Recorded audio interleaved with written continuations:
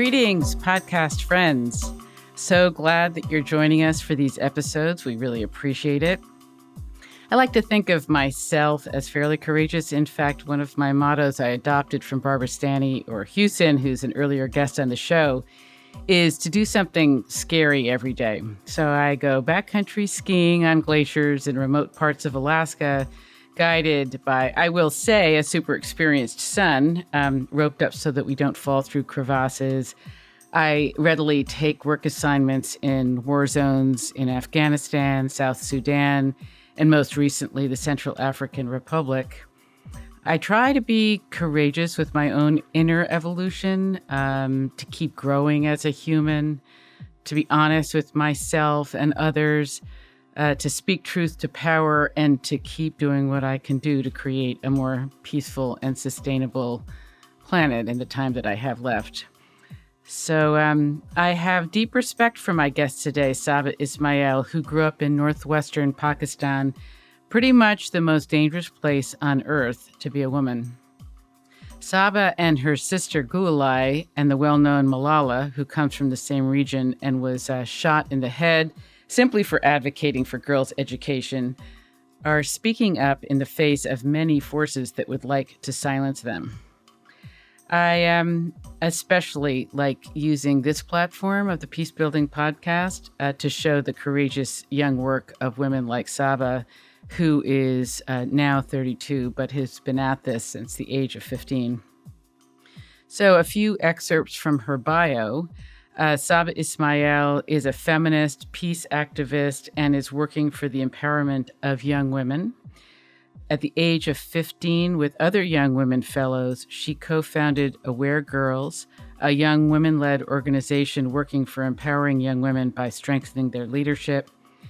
The young women of Aware Girls engage in countering violent extremism, or CVE, programs in which young people are persuaded to not join militant groups and instead create open spaces for dialogue and promote nonviolence and pluralism in the community. She was one of the first to convince the diplomatic community of the importance of including youth in building a more peaceful world. And Foreign Policy magazine acknowledged her bravery and activism by recognizing her as one of the 100 leading global thinkers of 2013, and has been acknowledged in the 30 Under 30 campaign by the National Endowment for Democracy for her long struggle for democracy, peace, and women's rights. So here are some of what I call my favorite frames of the episode. First of all, just thinking back a number of months back when I first reached out to Saba, she wasn't even able to do this interview because things were too dangerous for her sister Gululai, who was in hiding. Saba was out of Pakistan, but Gululai had not been able to get out and was in hiding from the Pakistani military. Another is that when she describes her father as, quote unquote, the problem, and then agrees that he was the blessing because she has experienced firsthand to be a jihadist. The influences were all around her as a young person, in her school, in her community, and she believed them until her father, who was a human rights activist, saw what she and her siblings were coming home with from school and intervened to make sure that he could counter the indoctrination. I just want to comment, the role of fathers in the empowerment of daughters is documented, but I have seen so many times in my own experience when I was working with two factions of Kurds in northern Iraq, and there were no women among the participants, and I suggested that some be included. It was a father who insisted that his daughter go, even though the mother and the grandmother were like dead set against it. I couldn't help but notice when I was working with the senior women leaders of the Afghan government, how many of them told me how supportive their fathers had been in them developing themselves and in their success.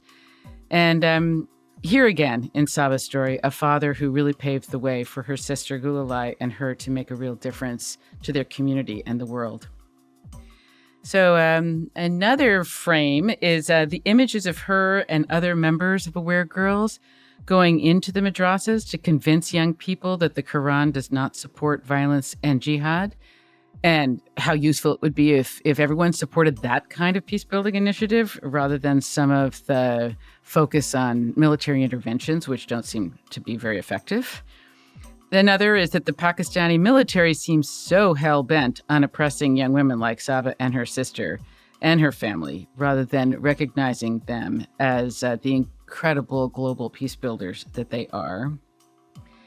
What Saba describes as the Pakistani Me Too movement, delegations of women who traveled to Northwestern Pakistan, Waziristan, in spite of incredible physical difficulties, to show support for other women. She said it was like one of the first time anything like this had happened in Pakistan. And that, again, many elements of my country, I can't help but think about, are often supporting the kinds of authoritarian regimes like what currently exist in Pakistan, rather than supporting the development of young women and men like Saba, and how our war on terror, rather than making the world safer, as Stephanie Savell really told us in the last episode, have left too many kids growing up in cultures of extremism, jihad, and violent conflict. So I hope you enjoyed the episode, and without further ado, I bring you Saba Ismail.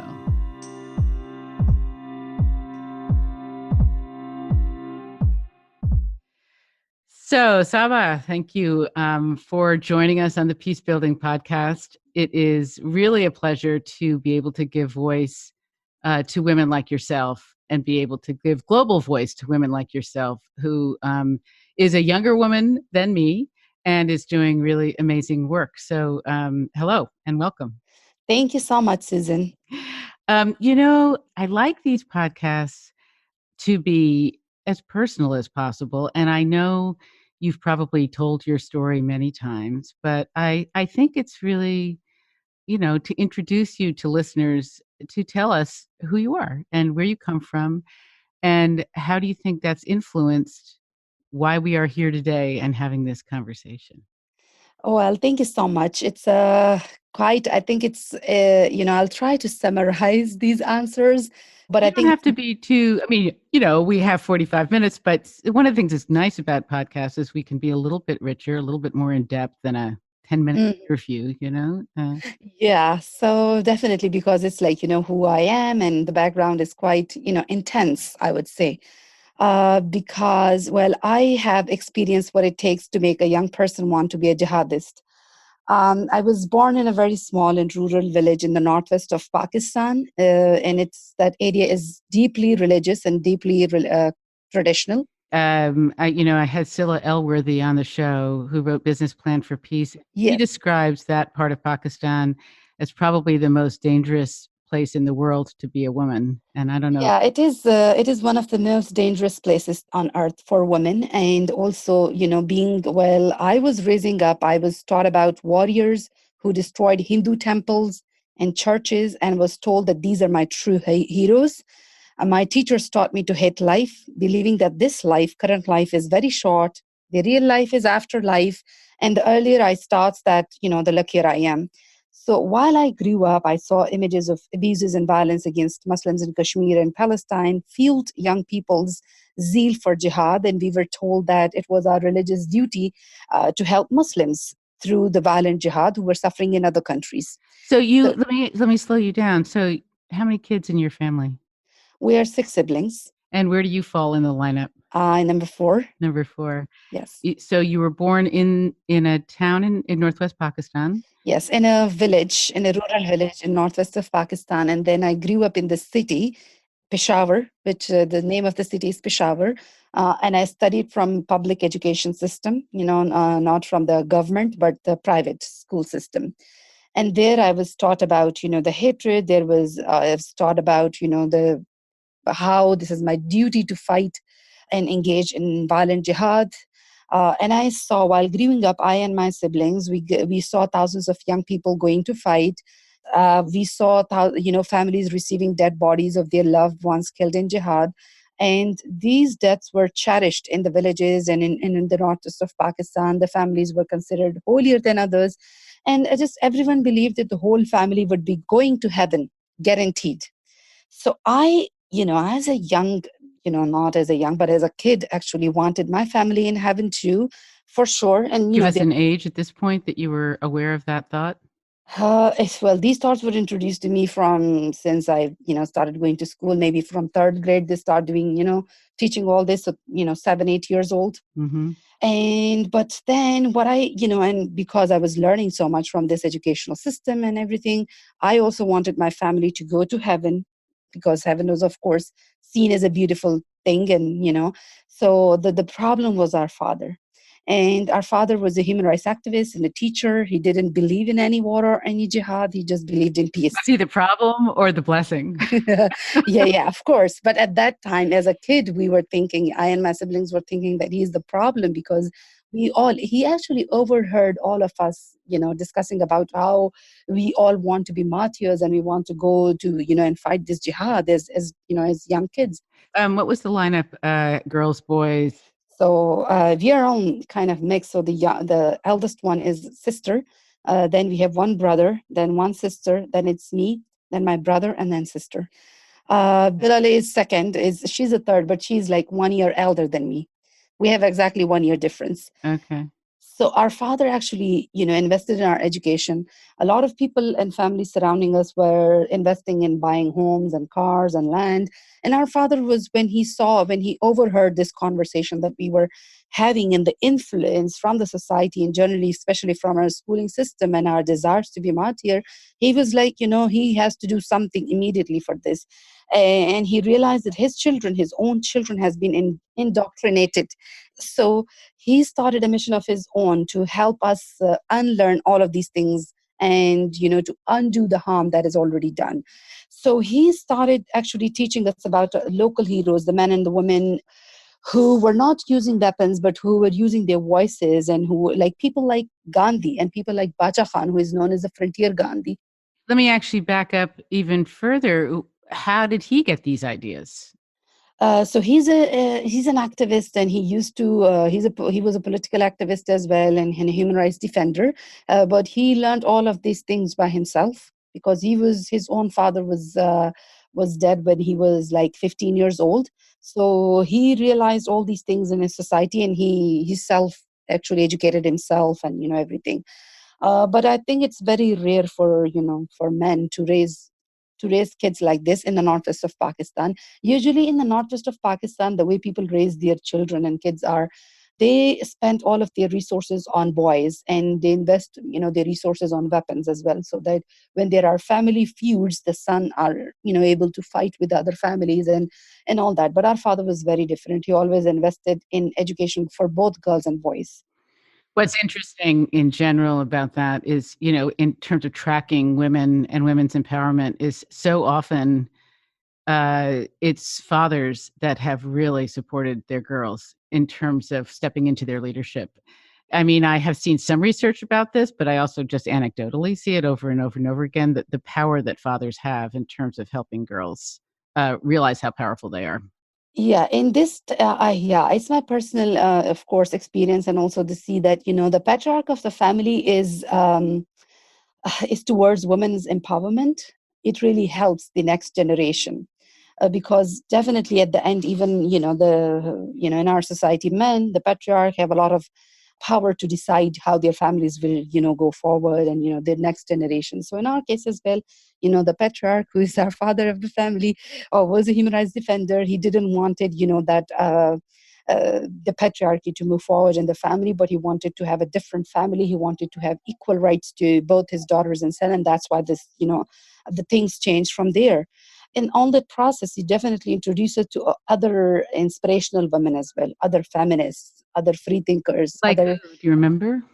I do remember a politician, who's now a former politician, but her name is Bushra Gohar. She's a Pakistani former parliamentarian, and women like Rakshanda Naz, he's also now the chair of she's the ombudsperson for the laws against sexual harassment against workplace. So she's the ombudsperson in the Khyber Pakhtunkhwa, in the northwest of Pakistan. And women like, another name is Miraj Humayun, and women who were heading UN agencies at that time in Peshawar. So he introduces to very different women, very different women from the society, and very inspirational. And Saba, what did your mom think about this? She's always very supportive towards all these ideas and towards our work. I think without her support, she has never, she has been to school only for like 2 or 3 years. Till third grade, she went to school, and then she was not allowed. She was dropped off because this school was in another village, and the grandfather was didn't allow girls for education to go to another school. It was not accessible, and it was not their priority at all to educate their daughters and even their sons. So um, but she can communicate in basic in English. She can communicate, she understands the issues, and she's been extremely supportive in our work. And there have been a lot of incidents that which I'm going to share later, actually, now, and what happened especially recently in the past 1 year with my family. And my mother was the one who took the lead on all that. Yeah. It was not my father but my mother who has been leading, but I think it will be a little bit more relevant if I share it a little bit later. Whatever you like, yeah. Yeah. So growing up, as I said, growing up, in all these women that I met, I also met another woman who changed my life, and who, the reason why I started working on peace building, and was because when I met this one woman who's, and this story is about her 13 years old son. And like many other young boys after school, he was also going to the madrasa to learn the Quran. And just like in these typical, in a majority of these madrasas in Pakistan, he was also taught about the importance of violent jihad, and that God comes first and parents come later. God is always first. And by God, I means, the violent jihad. That's how they equate that the violent jihad comes first and parents come second. Mm-hmm. So, of course, he didn't needed his parents' permission to go to the jihad. So one day he was disappeared, and then the family received his dead body. He actually went to Afghanistan for the jihad, where he was killed. So his family was, of course, very, kind of privileged, and very, in terms of they were very sure that they will go to heaven. But also the mother was very devastated to receive the dead body of a 13-year-old son, in which she didn't knew. When I saw that mother being devastated, that was also, that was the moment for me to realize that jihad is not about justice. It's about pain. There is no glory in that. And Mm-hmm. of course, that woman and her son's story, and when I listened to them and I met them, it really affected me. And that was our calling for me and my sister Gulali. And that's how we decided to start our work. And we established Aware Girls, a young women-led organization, and then we formed a Youth Peace Network, in which we stop young people from getting recruited by the jihadi groups.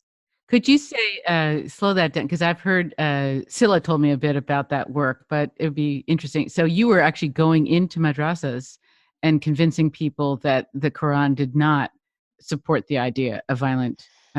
So You tell it.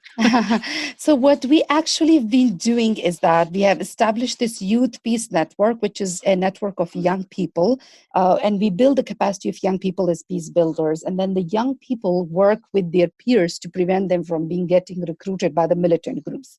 The Youth Peace Network, basically, we started it with like 30 young people, and now we have more than 22 groups active in Pakistan and Afghanistan. So, but this started with you and Gululai? Yes. That's amazing. I mean, really, Thank you. congratulations. Yeah, thank you so much. We have been doing this work because we both grew up in conflict. We have witnessed and we have experienced, and of course our perspectives are different. We know the realities, we know and we also know the problem, the root causes. So we are addressing the root causes, but also through this network we are bringing communities together. We are reconstructing the bonds in the communities that were destroyed by the militant groups, but we are bringing communities together of different faiths, different cultures, different ethnicities together on one platform, so that they can, one, collectively build a narrative of tolerance and peace, but also to have a culture of dialogue where people from different religious backgrounds and different point of views can sit together and talk in a safe environment, to create this conducive environment where there is no space for violent ideologies, and which is more conducive for peace building and coexistence and nonviolence. So let me, this sounds amazing. And let me back up to something that's, again, more personal, because I think that what you're describing is something that would require you to have a lot of self-confidence Hmm. and a lot of ability to not get afraid. I mean, to maybe be afraid, but to do things anyway. I mean, I don't want to speak for you, but I'm guessing that you often found yourself in scary situations.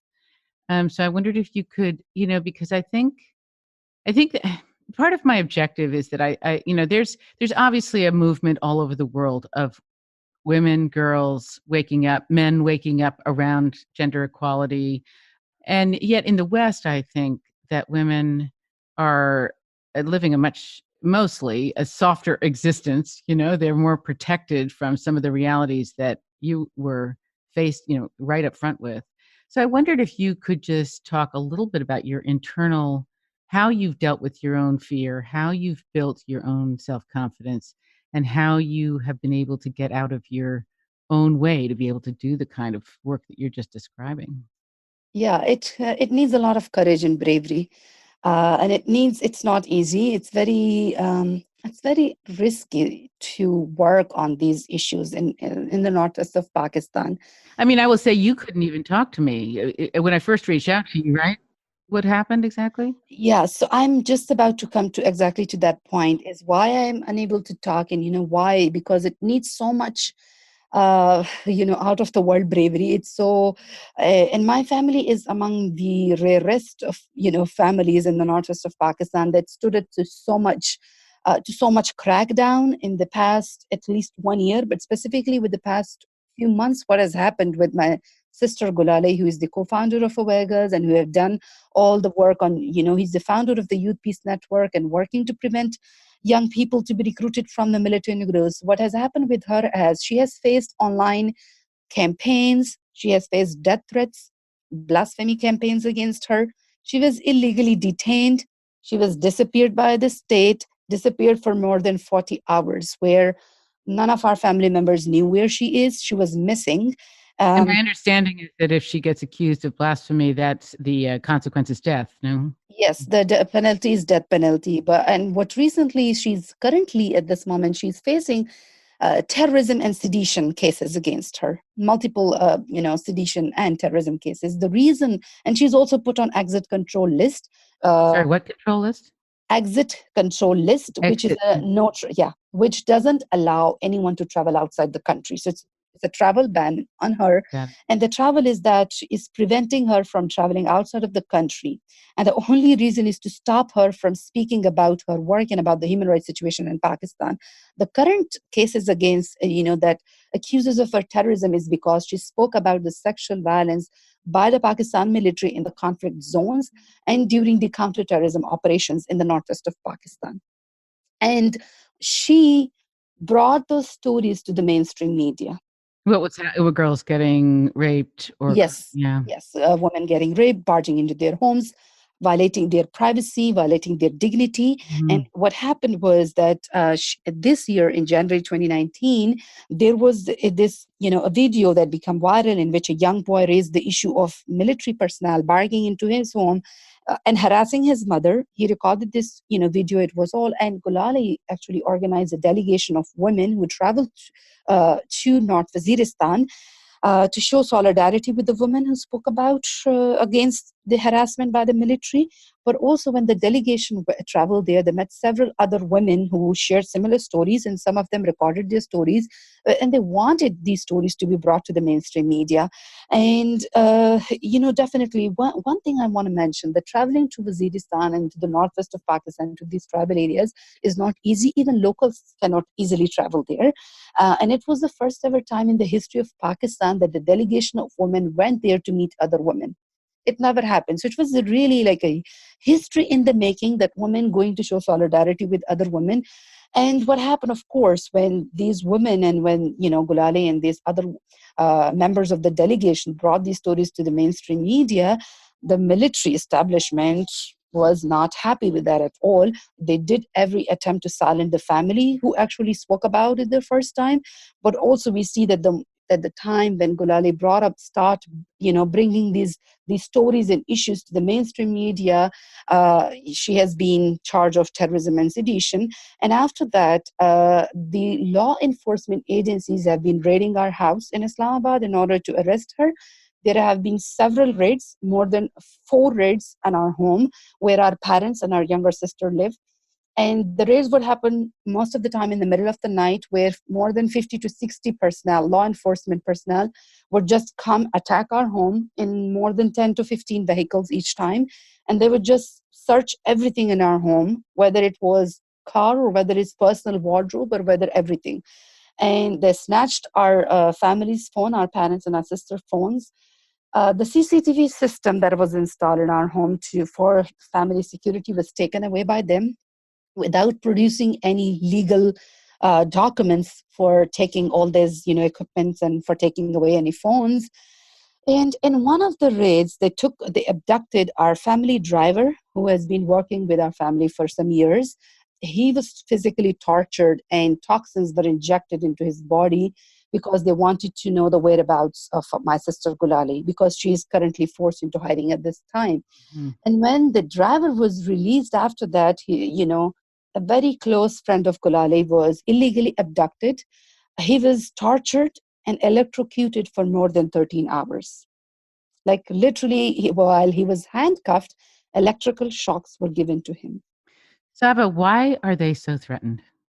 Why are they so threatened by two very bright women starting an organization called Aware Girls and trying to organize youth to actually create a more peaceful society? Why is that so threatening to them?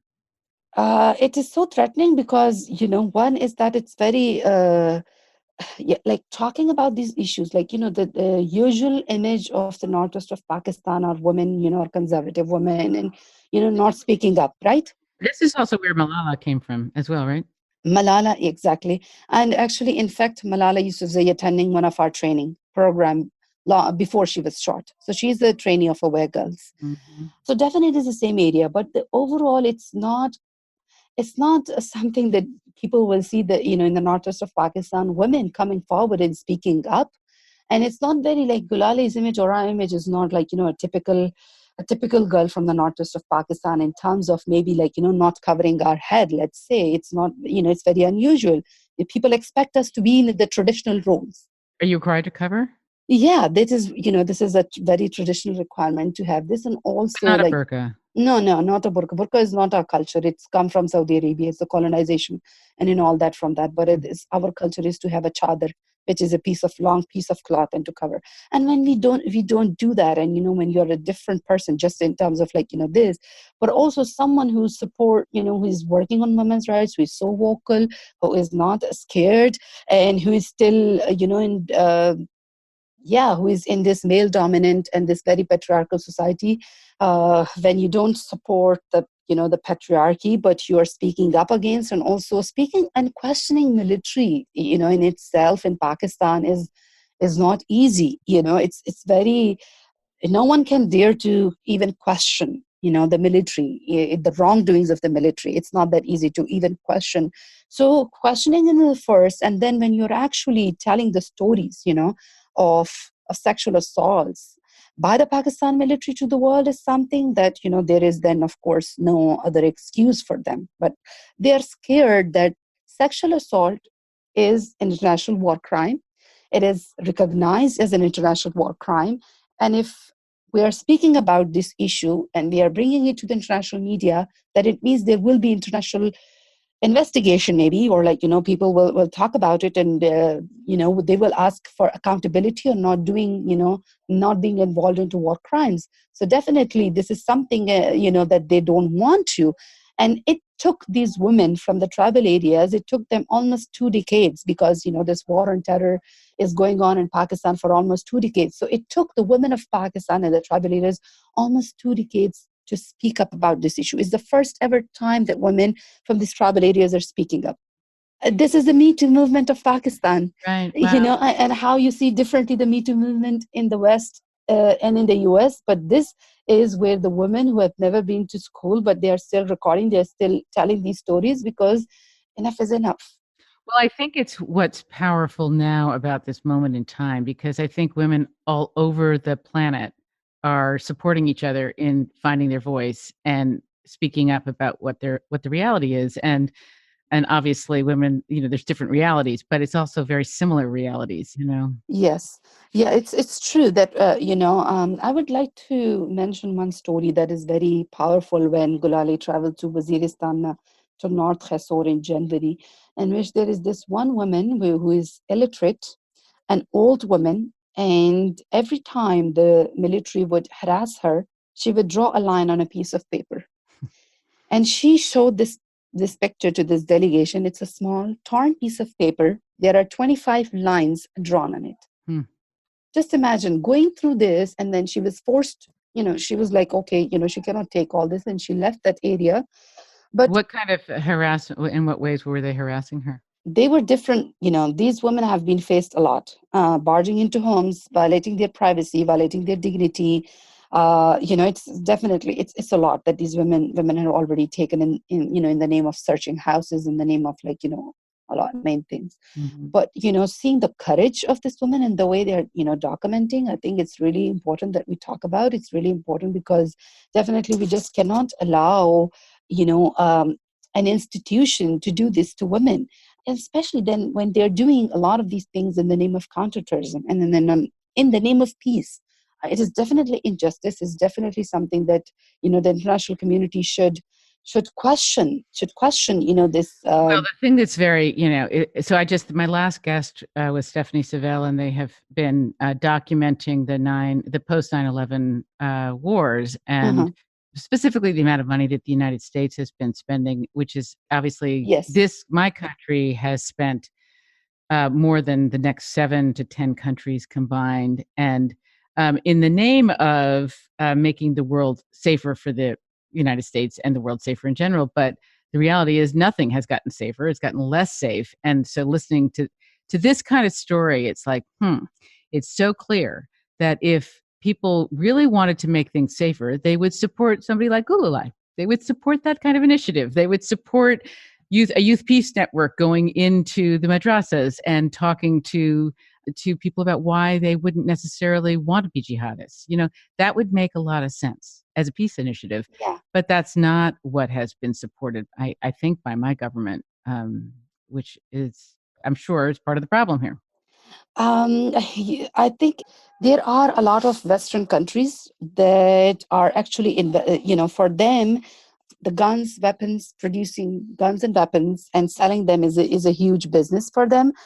And I think it's really important, that the world think about, the Western world as well, that what they want to do already, because of, these, in the name of counterterrorism, in the name of security initiatives, millions of dollars have already been invested into more weapons, into more guns, more bombs. And all the amount of money, like every penny that is spent on these guns, missiles, bombs, is injustice to girls who wants to go to school, or to people like Gulali, who is a peace builder and who is labeled as a terrorist in her own country, although she's an internationally celebrated human rights defender and activist. But the way she has been framed, or and the way she has been kind of because the state, Pakistan state, is afraid of her voice.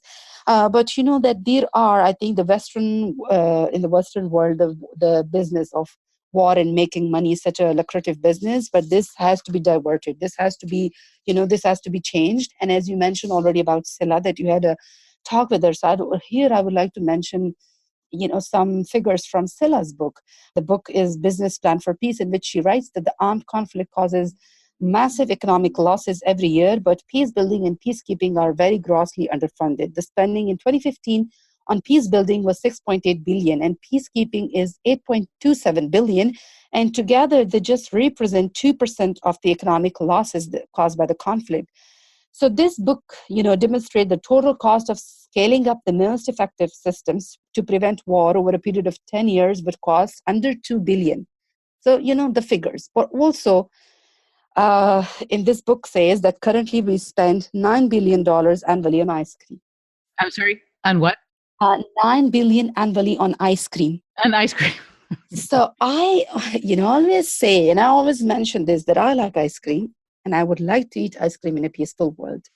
So in terms of that, I think, the money that is being spent on, whether it's a counterterrorism initiative or whether it's, on this war on terror, it needs to be local communities and local peace builders needs to be engaged, and they need to be involved in these processes. What type of funding should go, what type of how, because like in the case of Gulali, we clearly see that it's the government and it's the state which is so scared of peace builders, because they are scared that the war crimes that they are doing will be exposed, or they won't be able to cover up those crimes that they are doing in the name of this war on terror. Mhm. So I think it's all together that yes, the international community should make the governments accountable for this war on terror, that what they're doing, how what is the output. And in case of Pakistan, I clearly see that this space for civic society is shrinking, but also maybe actually want to point out towards the how the state has supported militants like Osama bin Laden, who was hiding in Pakistan. And it's not me saying, but it's one of the former security agency representative who has written in a book, and who has mentioned it in multiple occasions, that it was the state who gave support to bin Laden. It was the state who gave support to Ehsanullah Ehsan, who is another terrorist and a mastermind of the attack on school children, in which more than 140 children were killed. That was 2014. So this man, Ehsanullah Ehsan, is treated like a state guest. No legal processes against him, nothing. Hafiz Saeed, which is another terrorist who is a well-known, like internationally recognized terrorist, he's also being a lot of support, given support by the state. But Pakistani state is doing crackdown against human rights defenders, against journalists who are speaking up, against judges, anyone. Because in this current government in Pakistan, it is very much controlled, by other state institutions.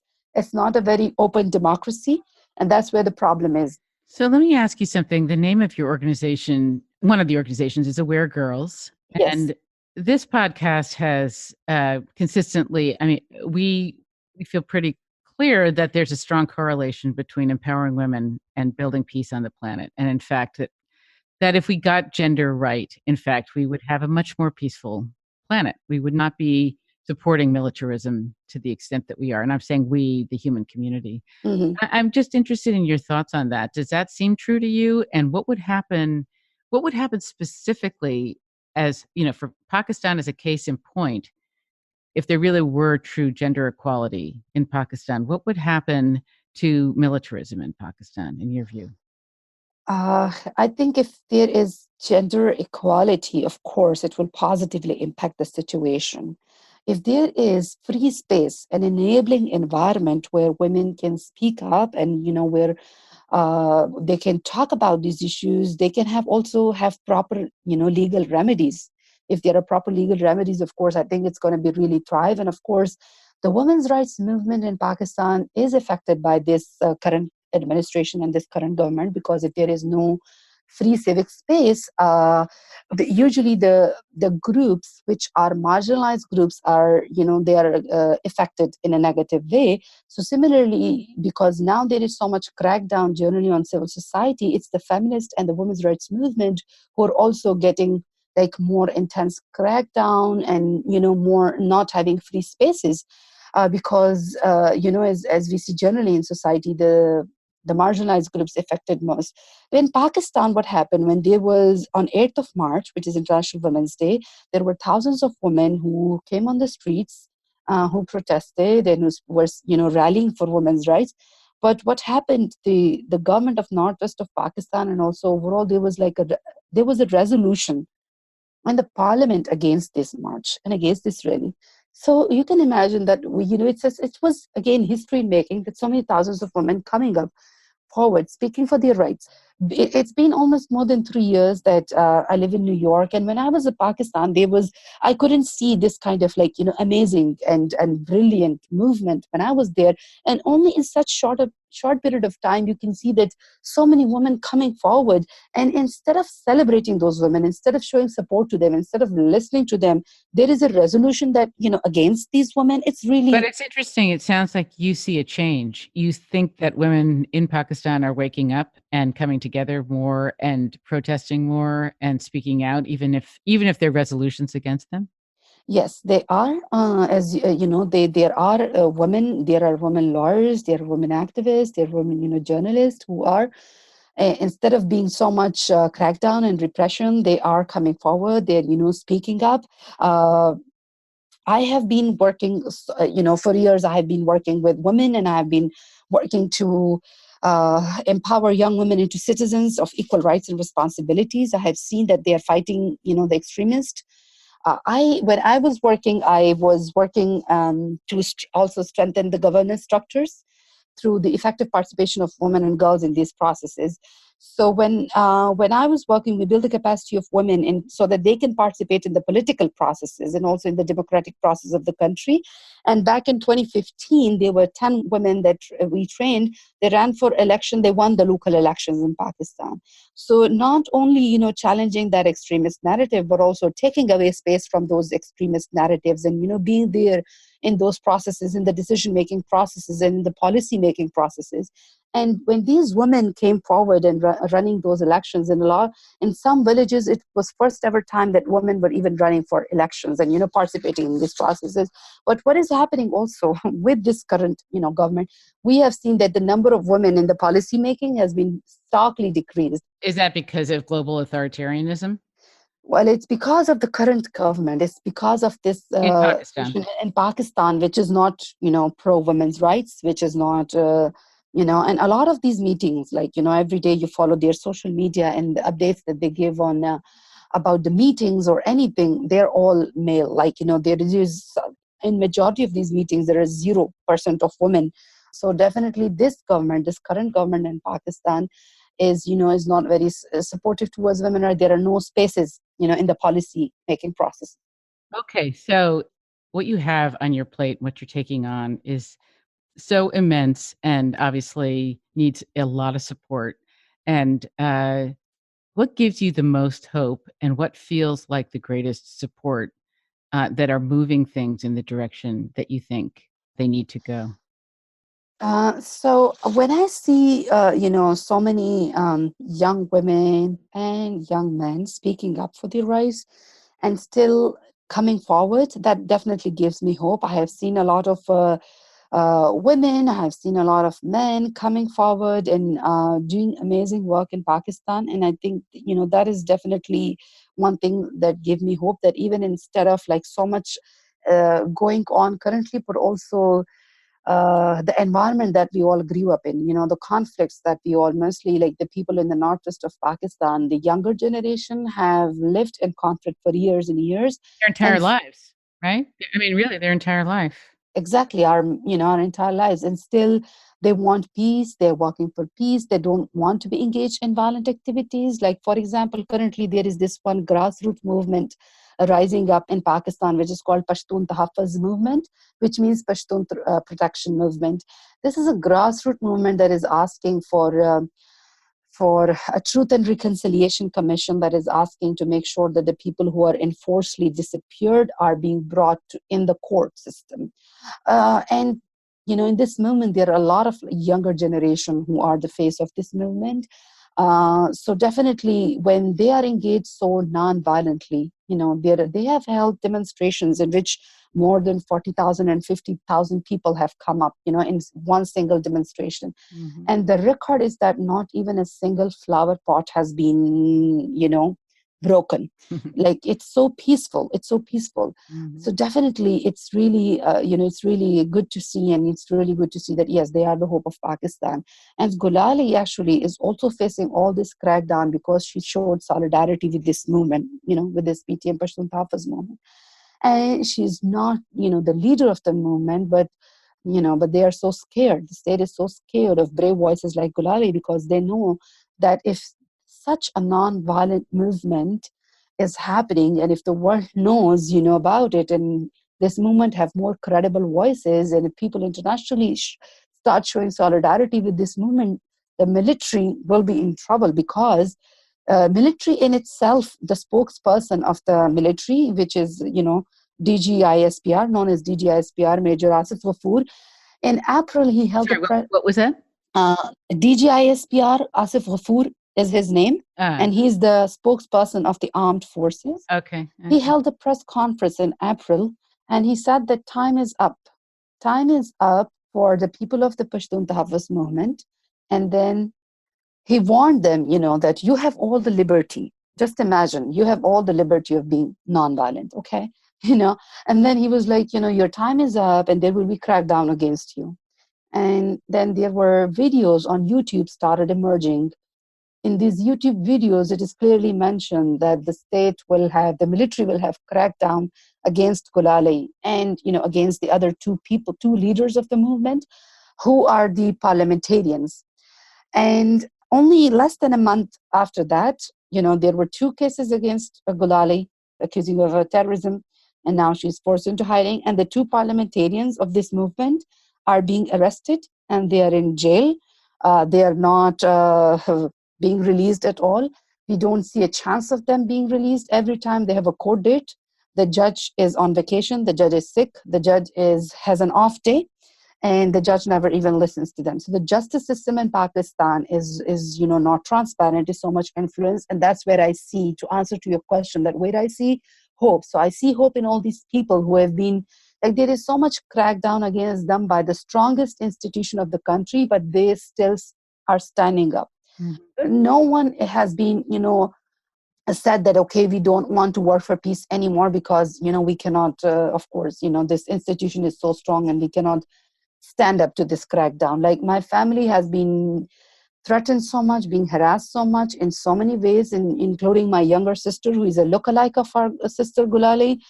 These agencies told her that we were about to abduct you, but then we realized that you're not her. And they interrogated her, they cross-questioned her because they thought that she is her. She was being followed even if she would go to buy vegetables or milk. She was being followed by multiple cars and multiple people. And she was still don't, of course, our parents are still, when the media outlets are interviewing my parents are saying that I'm proud of my daughters, that we are proud of our daughters. We are proud of the work that they are doing, although their life is in hell these days. Mhm. They don't have, they're not living a normal life from on. It's been now more than 90 days. And they try to socially isolate them, but they're everybody, the people in Pakistan, they're still standing very strong because, one, we are standing on the right side of the history. We stood up for a cause which is human rights and peace, and we will continue. Even our sister is forced into hiding. We don't know, definitely a lot about her at this time. We don't know about her whereabouts. Our younger sister has to be relocated to a foreign country because it's impossible for her to live in Pakistan anymore, and she has to start her life from scratch just because she's someone's sister. Our parents, they even cannot talk to us, normally, because their communication is being surveilled, is being watched, taped. I just barely talk to them and cannot talk about a lot of things at all because they will be in trouble, their safety and security, and they're old. My father is a human rights activist, so and he has been to jail. He was accused of blasphemy before 9/11. Actually, when he spoke out against the Taliban and the militant groups, he went to jail on that. So he stood up. But my mother, who is a housewife, she has nothing to do with what my sister says, outside, or what my activism my sister is involved in. But she's just being dragged into all this just because she's a mother, just because she's a mother of Gulali. Mhm. She's going to court every week. She's fighting the case. Wow. And that's, when you asked me earlier about support of my mother, and I told you that, I think it will come later, that when my sister was arrested in February because she was protesting against the brutal murder of a member of the PTM, of the Pashtun Tahaffuz movement. That member was killed in broad daylight and was brutally killed. So my sister was, participating in this protest, and my sister Gulali was arrested from that protest. She was taken to a police station, and then she was disappeared for 40 hours. My family didn't know about her whereabouts at all. We were told that she is being tortured, and and a lot of, stories that were told to us, and we had no idea what's going on. But it was our mother who took the lead. and my mother and my younger sister Shola, who was there and who was searching for her from one police station to another police station, from one government office to another government office, and who were advocating for her safe recovery. So definitely it's women like my sister or my mother who, instead of all this is happening, but and me, but maybe because I'm a kind of undermining, no, but I'm not saying it because I think I'm at least comparatively in a safer part of the world. How did you come to be in New York? It's a very personal story that I might not be able to share a lot, but the reason why I came to New York was I was in a situation in which I had to save my life and I had no other option. Mm-hmm. But I had to come to New York because I have siblings here. So I was in a situation in which I had to escape, and the only option was New York because I have family who could support me and who could help me in escape. Mm-hmm. But yeah, that was but still I'm here. I'm in a position, in a much safer position, and I think that's why I'm kind of giving more credit to my family who is back there on the ground, who is going through so much, and my sister who is just only because she speaks truth to power, she's facing so much.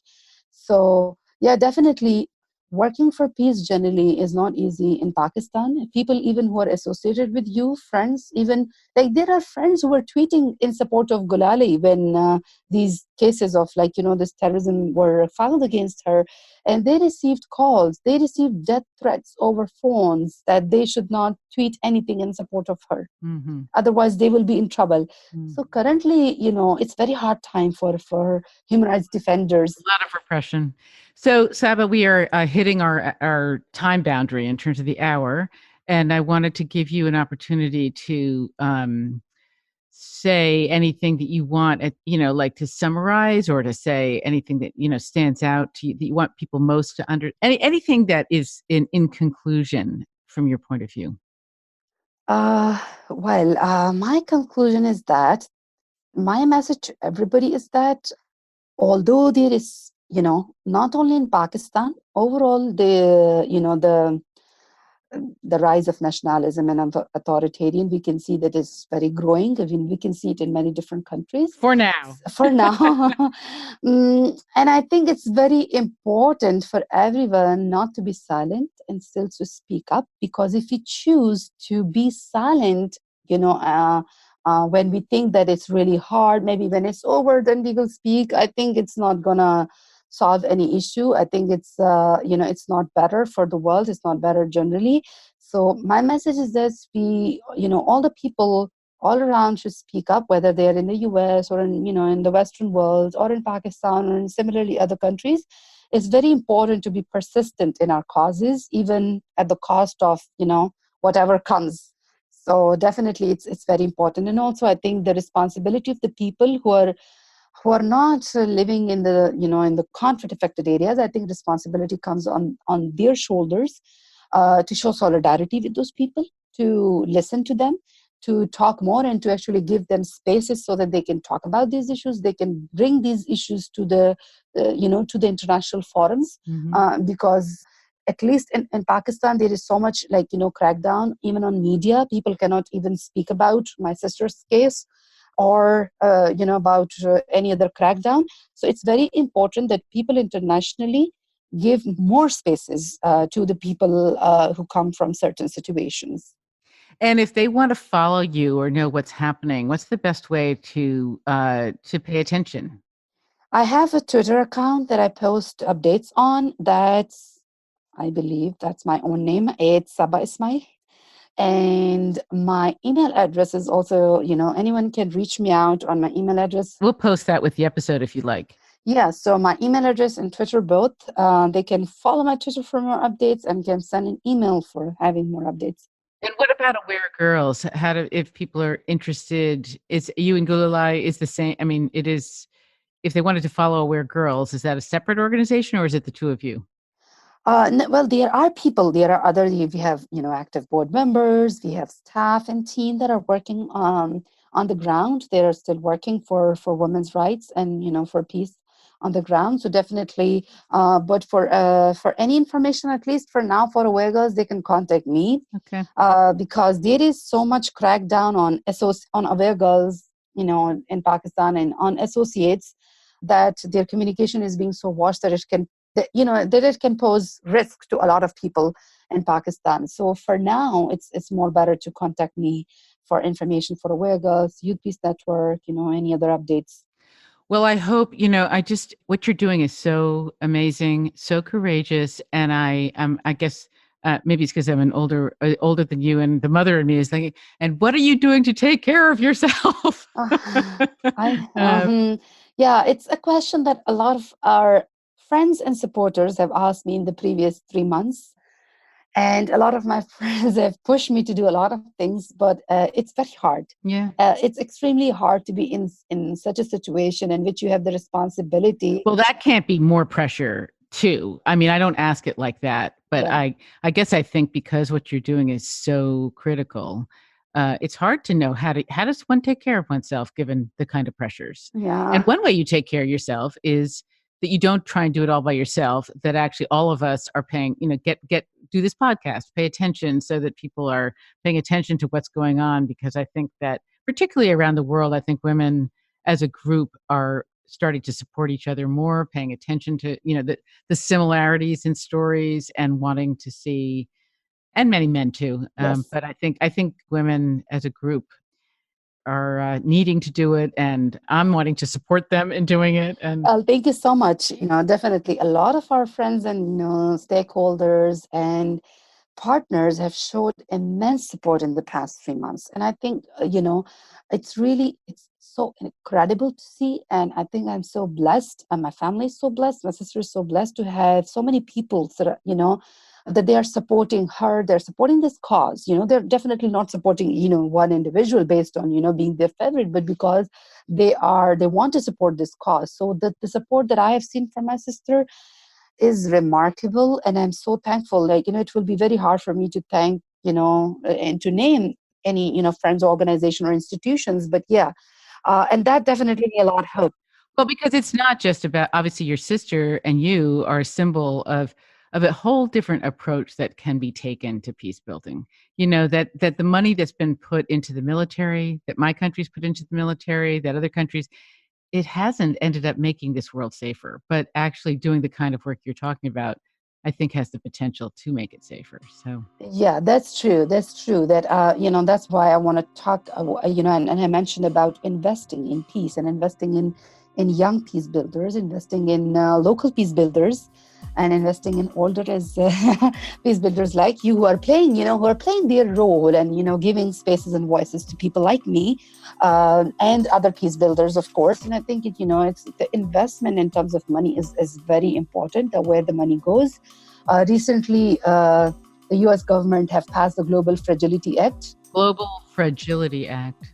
So, if the money that goes through this act, I think that also the people in the U.S. should advocate that this money should go through the local organizations, to the local institutions, to the local partners for peace building. Mm-hmm. The approaches should be, I believe, locally led, because the local people know the realities. They know, they have the solutions. Right. Instead of just targeting or investing, giving out weapons to someone, this money should be used very tactfully, in consultations. Mm-hmm. So definitely, it's very important, because it's money, power, resources play a huge role in shaping these issues, or shaping, the solution towards these issues.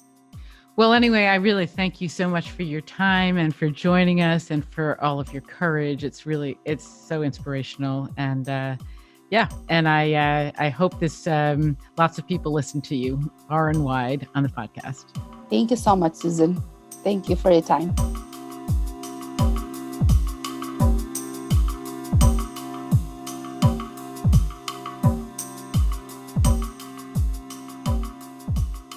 So thank you so much for listening. We so appreciate it if you could share this episode with anyone who you think might be interested. Write a review for us on iTunes or wherever you get your podcast, or make a comment on our blog at susancoleman.global. We're trying now to release an episode a month, ideally at the same time, although we haven't quite gotten there, but we're working on it. Coming up soon will be a return guest, Rianne Eisler, who's going to talk about her latest book with Douglas Fry, Nurturing Our Humanity, How Domination and Partnership Shape Our Brains, Lives, and Future. And then we have after that an interview with another amazing young woman from South Sudan, Ria Uyada. So stay tuned for that. And thanks again for listening to the Peace Building Podcast.